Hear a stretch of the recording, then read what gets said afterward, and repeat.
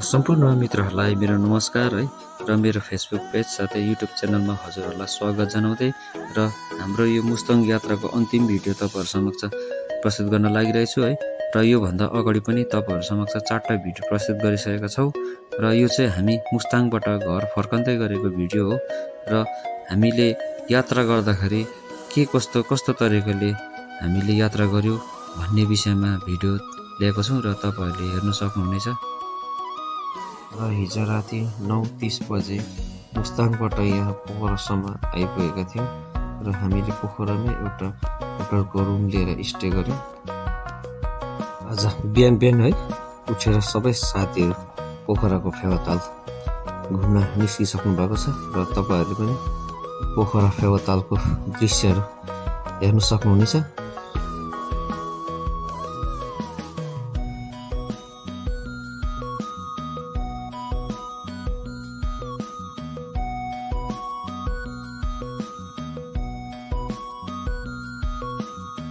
साथीहरूसँग है फेवातालको अगाडि उभिएर फोटो खिच्ने काम पनि हामीले गऱ्यौँ।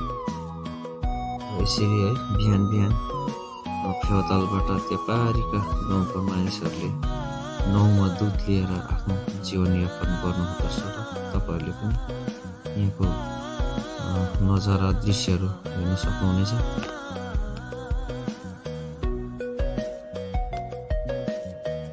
हिजो है यो पोखराको भेनिस होटलमा बसेको थियौँ है र अब यो भेनिस होटलबाट चाहिँ हामी चेकआउट भएर निक्लिँदैछौँ है।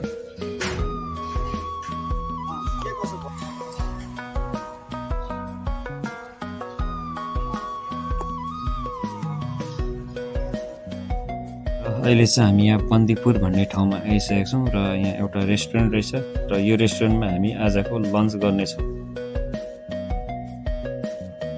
अब बन्दीपुर भन्ने ठाउँमा है रेस्टुरेन्टमा साथीहरूले खाना खान सुरु गरिसकेको छ है। माग्छ भाइ सुरु गरेको के अरे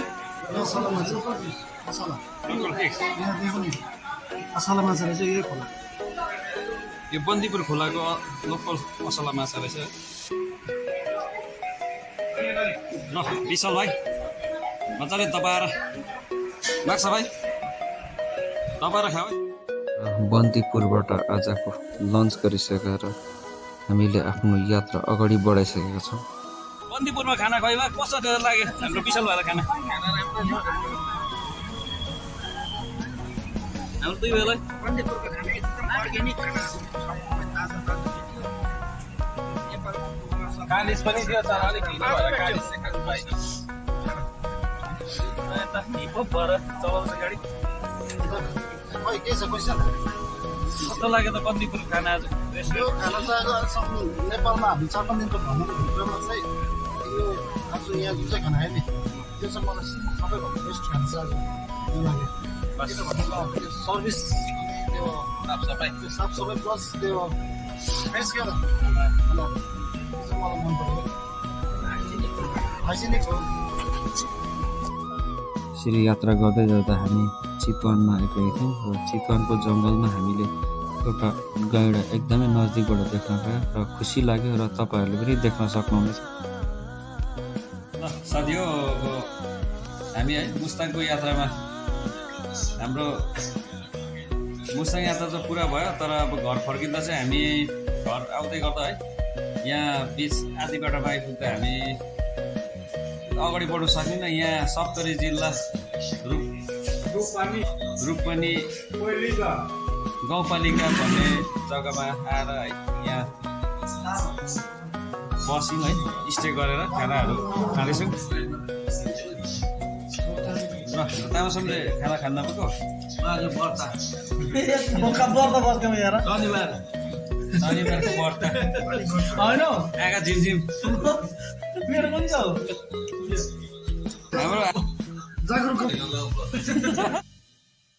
हाम्रो यात्रा अगाडि बढ्दै जाँदा हामी यहाँ सप्तरी जिल्लामा आइपुगेको थियौँ र यहाँबाट हामी अगाडि बढ्नु नसक्ने स्थिति भएको थियो किनकि रातको 10 बज्न गएको थियो र हामीले यही होटलमा रुम लिएर हामी बस्ने काम गऱ्यौँ।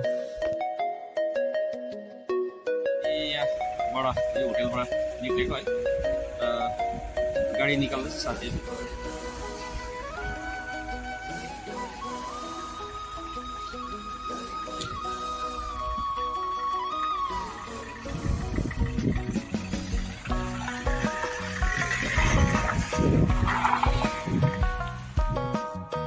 र अहिले चाहिँ हामी है बिर्ताबाट आइसकेको छौँ है र साथीहरू चाहिँ यहाँ यो आँखाको हस्पिटल रहेछ।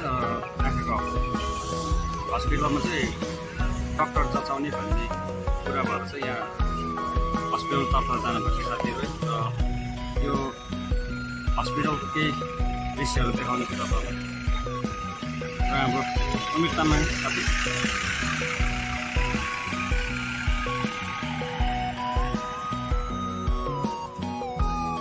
र नेपालीमा एउटा भनाइ छ नि है, पशुपतिको पनि दर्शन चित्राको पनि व्यापार भनेको जस्तै गर्नुभयो हाम्रो साथीहरूले। र हाम्रो साथीहरू चाहिँ आँखाको डक्टर देखाएर जचाएर निक्लिँदैछ हो।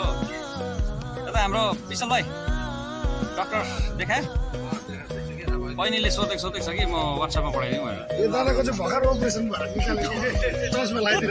हाम्रो यहाँ साथीको चाहिँ अपरेसन भएर बल्ल अभिषेक भाइको देखाउनुपर्छ।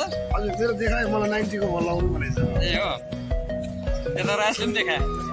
यता खास केटाको यो केटाको त देखाउनु पर्ने हो नि त। दार्जिलिङमा बनाएको त चस्मै भएको थिएन। यता सरको पनि एकदम देखाउनु पर्ने स्थिति